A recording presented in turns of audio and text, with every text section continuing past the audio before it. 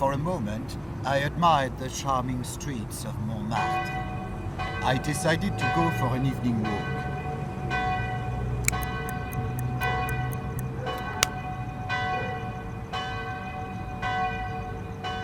For a moment, I admired the charms of Montmartre.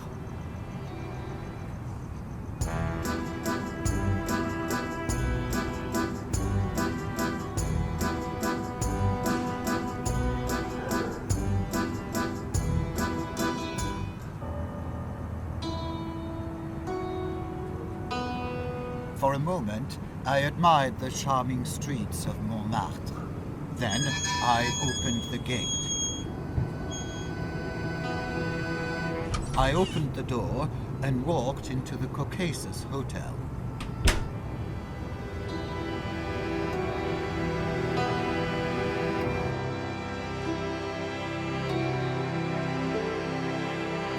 I opened the inner door.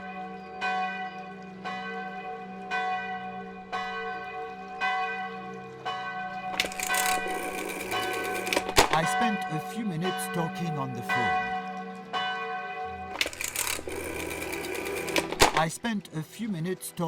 the phone.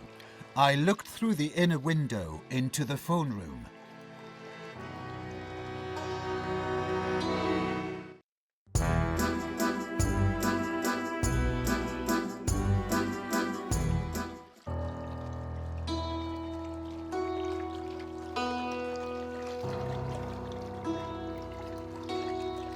I wanted to rent a room in a hotel, but the clerk said that a room had already been rented in my name. He said it's on the top floor and gave me a spare key. Monsieur Eaton, do you claim that you did not rent that room? Oui, Monsieur le Président, but I knew it could not be a coincidence. The name Ethan is not that common. So you tried to learn more from the clerk? Yes, however, he hid behind his professional secrecy. I knew he wouldn't tell me a thing. I do not understand one more thing. You live next to the hotel, so why did you want to rent a room there? Sometimes I meet up with some girls of the Moulin Rouge, and due to my reputation, I prefer not to do it in my apartment. Did you meet Marie Capet face to face? No, Monsieur le Président, never. I understand. Please continue. I wanted to check the guest book, but I couldn't do that with the clerk nearby.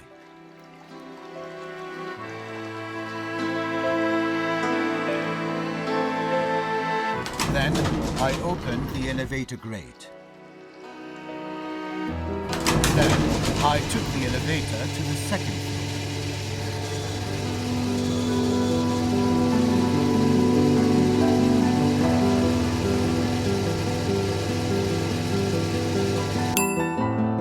Then I opened the elevator grate. I opened the inner door.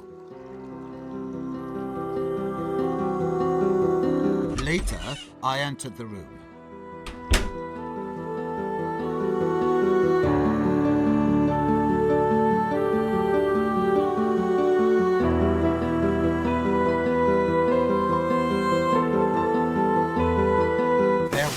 Suitcase in the room filled with francs. I picked it up and took it with me. Monsieur Eaton, why did you take the suitcase with you? Monsieur le Président, there was a suitcase filled with money in the room, rented in my name. I did not see any reason not to take it. Well, please continue your testimony.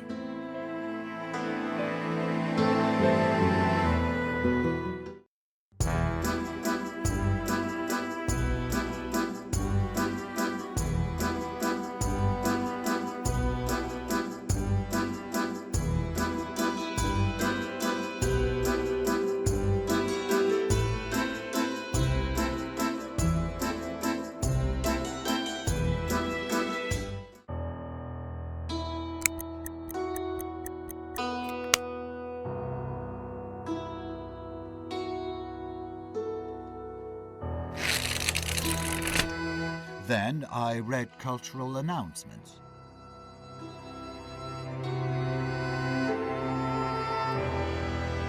Then I left the room into the corridor.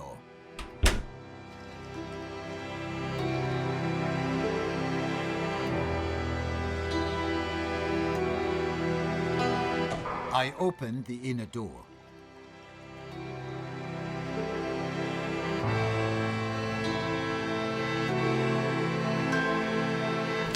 I opened the elevator grate. I took the elevator to the ground floor.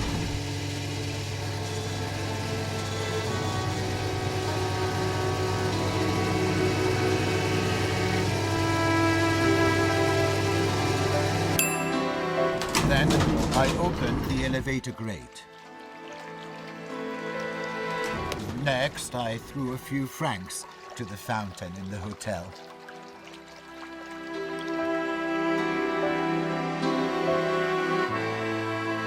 I opened the door and walked out into the street.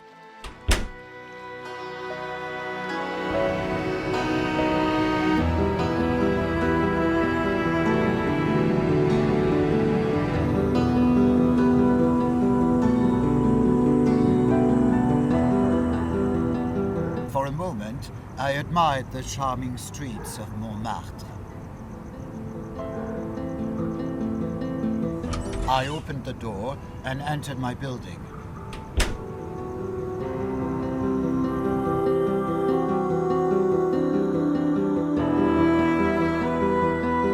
There was a letter for me from the Ministère de la Justice.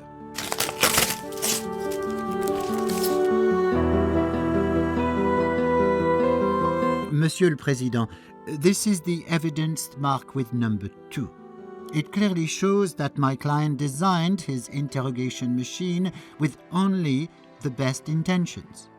According to his plan, it was supposed to be forwarded to the prosecutor's office and law enforcement agencies to improve the effectiveness of interrogation. The prosecutor's suggestions that my client has supposedly intended to use this device to torture helpless women is hasty and completely untrue. This letter only proves that the accused was looking for application of his torture machine and had not found any support from Ministère de la Justice, so he decided to test it on an innocent woman. The court supports the view that the mere fact of an offer to the Ministère de la Justice does not constitute sufficient evidence that the allegedly accused acted in good faith when creating such a device. Monsieur Eaton, please go back to your testimony.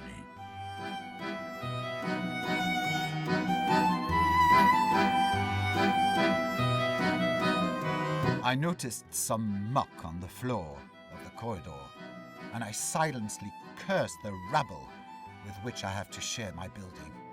Do you usually have a similar attitude to other people? Do you believe you are better than others? If others treat me like trash just because of my gypsy origin, I do not intend to remain silent. Do you often meet with racist-based reluctance towards you? Too often. Especially since I've become famous. In the eyes of all these fallen lords, I'm a nouveau riche. The poor think I'm a gypsy fraud and a thief. Did you feel hatred towards those people? I did. However, I certainly wouldn't kill anyone. They were not worth it. Please return to your testimony. You noticed some garbage, and what happened next? I opened the inner door. Then I used the stairs.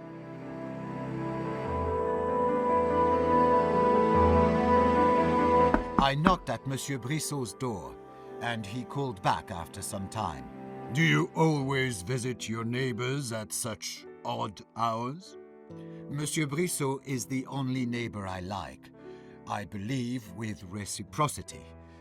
He goes to sleep late, and sometimes we like to argue about politics and the influence of La Révolution on today's France.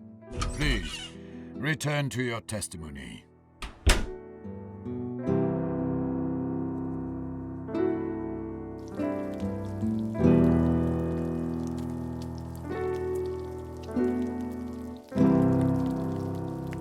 I heard noises coming from the kitchen.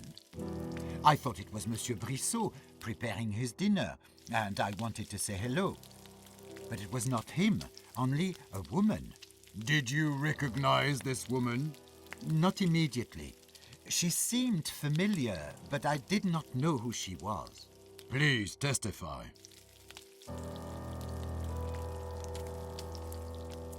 I opened the door to the living room.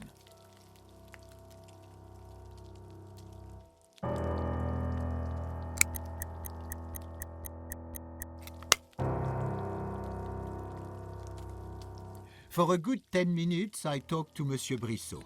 And again, we had an argument about La Révolution. Monsieur Brissot felt regret that in modern France, the high birth was no longer relevant. Also, he boasted that he had hired a maid. I do not know where he found the money for her salary and did not see any effects of her work. His apartment was a mess, as usual. Wasn't that an odd thing for you? Yes, Monsieur le Président. If someone hires a servant, one can expect order. And in this apartment, there was none. Did your neighbors say anything else about the maid? Yes, I was going to say it. It turned out that it was Marie Capet, my old classmate. We grew up in the same city, and I had not known that she had moved to Paris. So you admit that you knew the victim? Oui, I knew who she was.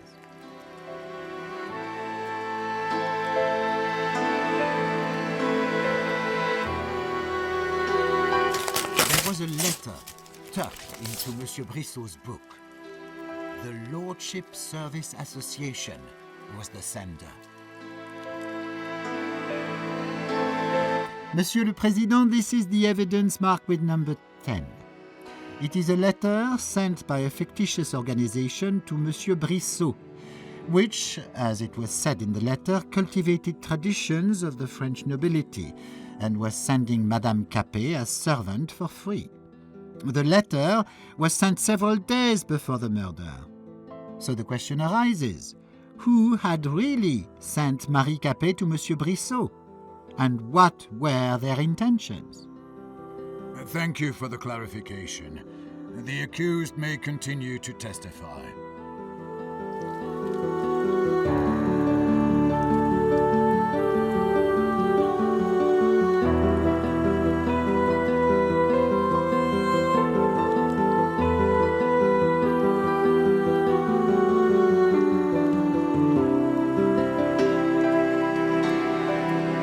I opened the door to the living room.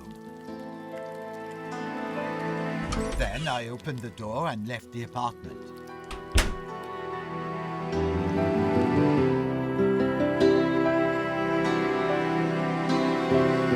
Then I used the stairs.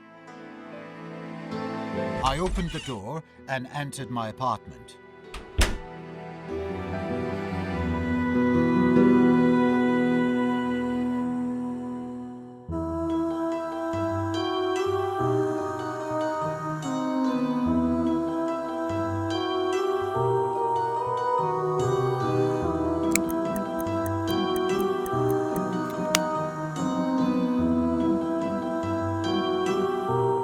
I used the stairs.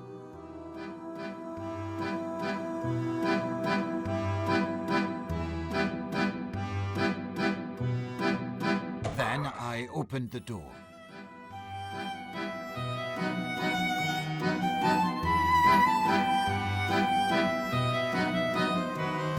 I opened a hidden door behind my bookcase, leading to my second workshop. Can you explain to the court why you have a hidden workshop? I work there on my secret projects that I create independently of Le Feu. I understand. Please continue.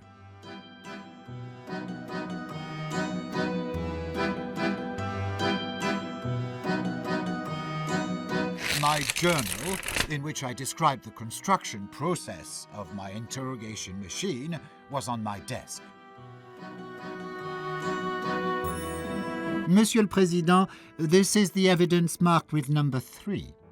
It clearly shows that my client had only his best intentions during the construction of his interrogation device. According to his plan, it would be forwarded to the prosecutor's office and law enforcement agencies in order to improve the effectiveness of interrogation.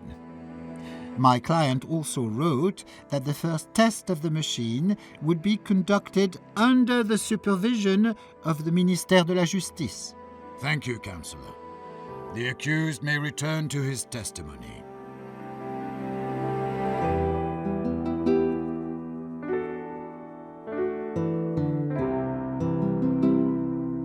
I opened a hidden door behind my bookcase, leading to my second workshop. I opened the inner door.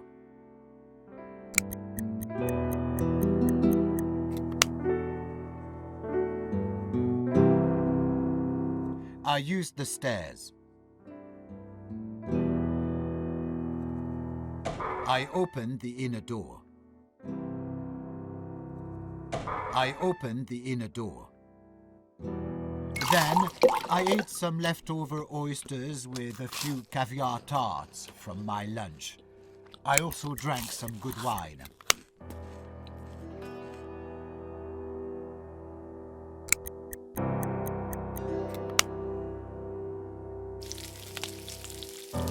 Later, I took to cooking dinner for the next day.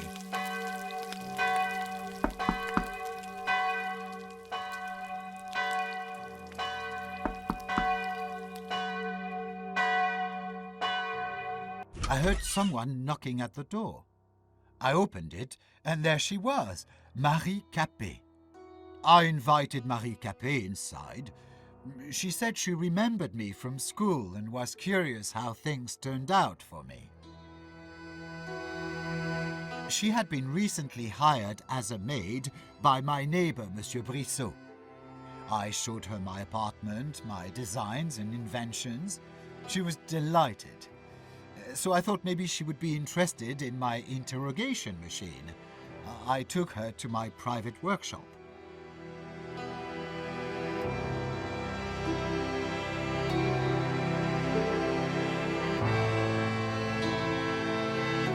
Then I turned on my prototype machine to interrogate prisoners.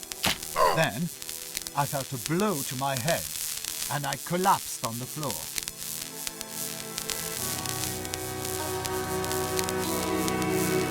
I woke up some time later. My head ached and I was all covered in blood. Marie Capet was nowhere to be found. Then I turned off my prototype machine to interrogate prisoners. I picked up the mechanical dagger lying on the desk. Why do you need a weapon, Monsieur Eaton? I wear it to ensure my safety. Do you feel unsafe? I am a wealthy gypsy. At least 1/3 of the population of this city wants me dead. I understand. Please continue. I saw a spare part of my invention lying on the ground. I saw traces of my blood on it. I saw that the safe was open, and Capet had stolen the designs of my most important invention. Why do you think Madame Capet did it? I don't know, Monsieur le Président, but I was going to find out.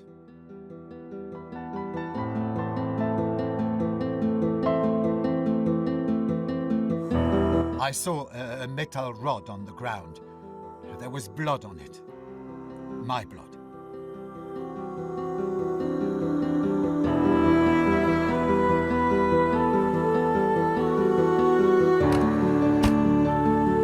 Then I changed into some clean clothes.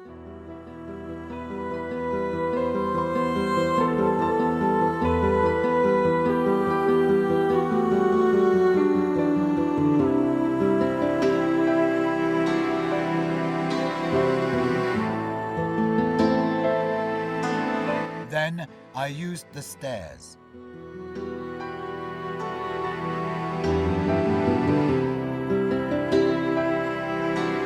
I opened the door and walked out into the stairwell.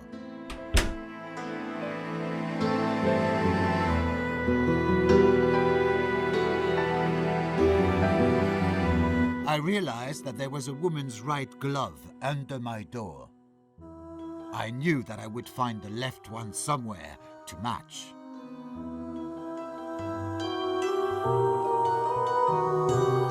Monsieur le Président, this is the evidence marked with number 4. It explains the conclusions of the fingerprint expertise and why there is no more victims' fingerprints in my client's apartment. According to the evidence number 28, which is the information chart, the victim was right-handed. This is also confirmed by Madame Capet's parents' testimony. As my client testified, the victim had been wearing this glove at the moment of the burglary, which is much more probable because of the fact it was found under the door of my client's apartment just after the break-in. It is only a floor higher than the apartment of the victim's employer, so it is unlikely that the victim had just lost it. She had probably lost it while flying from the crime scene. It does not explain why the victim's fingerprint were found on a metal rod and the inner side of the door, or if a glove actually belonged to the victim. But it explains it well, Monsieur le Procureur. The victim, as a right-handed person, did not expect that she would have to use the other hand. At risk, she instinctively grabbed the bar with both hands, not thinking about fingerprints.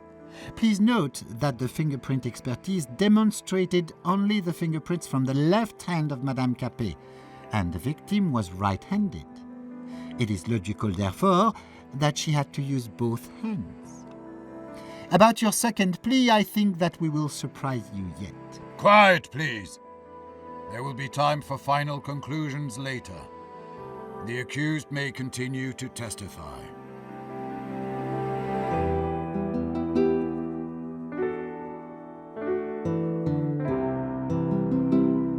I decided to use the stairs instead of the elevator. I knocked at Monsieur Brissot's door, and he called back after some time.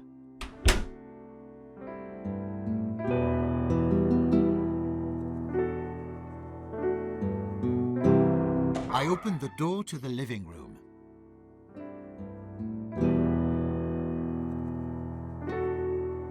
I started asking Monsieur Brissot about his new servant, if he knew where she was and what she had been doing in my apartment. He said he had no knowledge whatsoever about any of this, and he regretted that she had violated the peace of the building.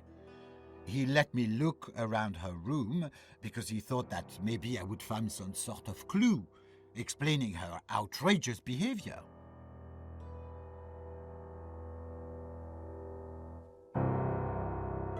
I opened the door to Madame Capet's room. There was a woman's left glove in Marie Capet's room. Monsieur le Président, this is the evidence marked with number 5. This is a woman's left glove, made by the same furrier as the glove found on my client's doorstep. The same color, size, and same degree of use. Both come from the same pair and belong to Madame Capet. Thank you for your clarification. The accused may continue.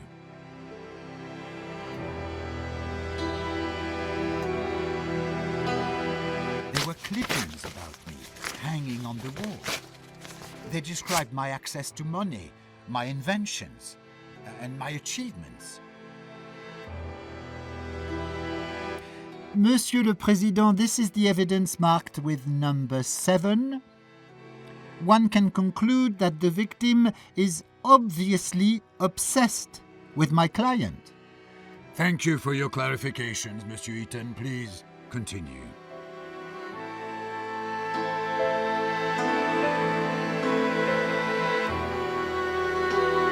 I examined Marie Capet's read, and it was a socialist scribble of Charles Max. Monsieur le Président, this is the evidence marked with number 6. It shows Madame Capet's socialist views, which could have intensified aversion towards my client. Thank you for your clarification, Monsieur Eaton. Please return to your testimony.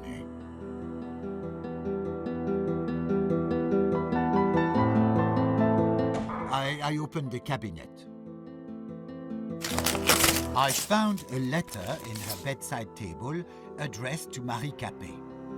Someone had ordered her to obtain secret designs of my new invention. Her employer knew about the secret passage in my apartment, and he knew the combination of the safe. She was supposed to act on the day of the Prométhée Première funded by us, and which I attended. After gaining the designs, Madame Capet was supposed to meet her employer in the apartment on the top floor of the Caucasus Hotel. The letter was not signed. Monsieur le Président, this is the evidence marked with number 8. It clearly indicates the intention of committing the crime by the victim, which, according to my client's testimony, Madame Capet committed on the day of her death. Not only did she break into the apartment of my client, deprived him of his extremely important documents, but also she was acting with the intention to kill him by hitting him on the head with a heavy object, which resulted in loss of consciousness and brain damage. Then she fled the scene without calling for medical help or making sure that my client was alive. So your client had sufficient motive to commit that murder. Gentlemen, please calm down. The evaluation of the evidence is in the hands of the court. Monsieur le Président, I have to stress out that, according to the disclosed facts, it can be concluded that the suitcase with the money found by my client in the hotel room was to provide remuneration for the theft commissioned to Marie Capet in the said letter. The money was marked and constitutes the evidence number 9. Monsieur Eaton, please continue.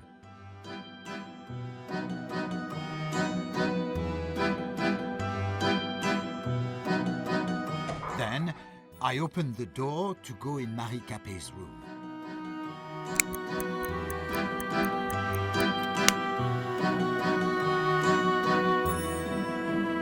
I opened the door to the living room. Then I opened the door and left the apartment.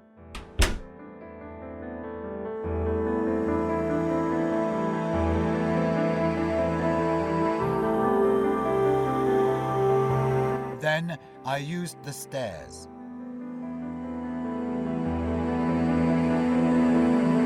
Then I opened the door. Then I opened the door and stepped outside.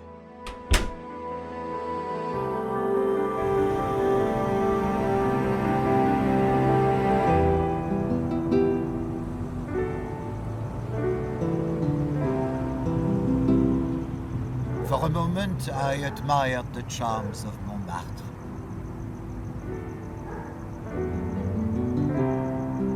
I opened the door and walked into the Caucasus Hotel.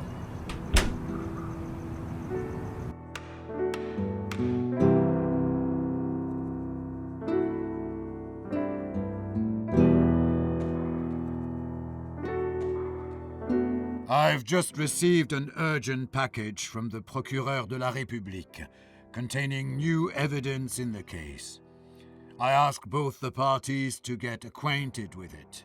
It is a letter from the attorney's office from 1 week before the murder, which calls Alfred Eaton in attendance to forward the designs of the invention which he has constructed in secret from Le Feu Company. The firm acted on behalf of the president of the company, Hugo Argent. Monsieur Eaton, have you received the letter? Oui, Monsieur le Président.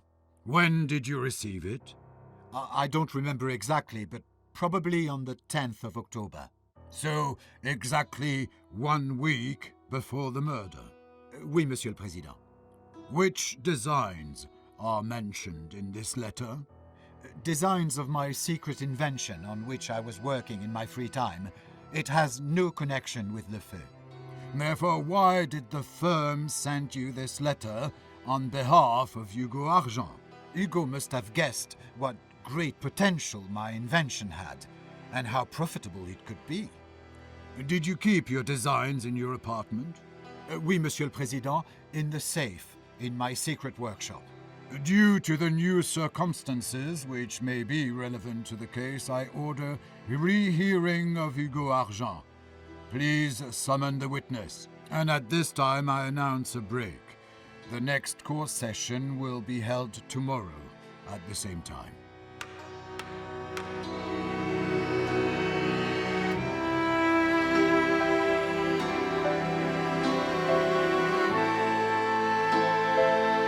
Mon cher ami, I am in a deep regret that you had to stand before the court accused of such a terrible deed. I assure you that I deeply believe in your innocence and will do my best so that you can continue to work for the glory of Le Feu and toute la France. Cordialement, Hugo Argent. You gypsy scum. You can be sure that you will take responsibility for what you have done to our daughter. You will be beheaded, and even neither your millions nor your connections will be able to help you. Is the stolen money not enough? Is your wrongdoing to all these poor people not enough? You had to tear everything away from us, including our only daughter.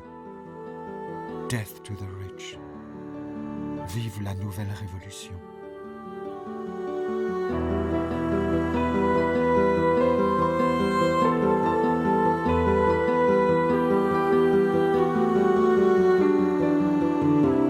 Cher fils, your father and I are quite sure that you did not do it.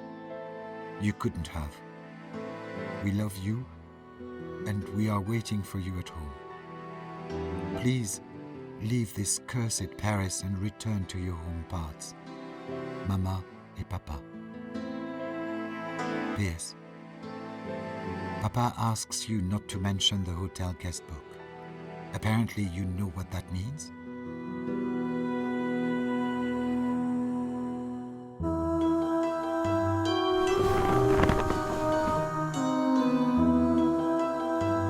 Monsieur Eaton, please hurry. The court is already in waiting.